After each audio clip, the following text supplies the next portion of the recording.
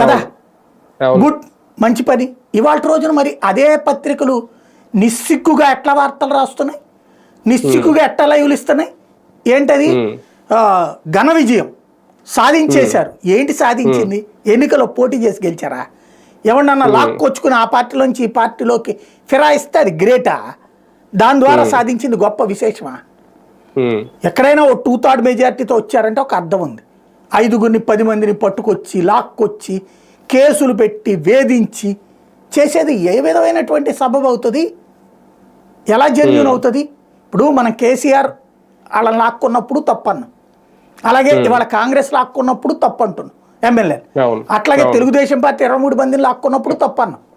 అట్లాగే జగన్ ఒక పక్కన మాట చెప్పాడు, ఎవరైనా సరే కండవా కప్పుకుని మా దాంట్లోకి రావాలంటే రాజీనామా చేసి రావాలన్నాడు. కానీ వాళ్ళు అటాచ్డ్ సభ్యులుగా కొనసాగుతున్నారు. మాట తప్పలేదు కానీ మాట తిప్పారు, మడమ తప్పలేదు కానీ మడమ తిప్పారు. మరి వీళ్ళు దానికి సంబంధించి ఎలాగో కరెక్ట్ అని చెప్పి మనం మాట్లాడుకున్నాం. ఇప్పుడు వీళ్ళు చేస్తున్నది ఏంటి?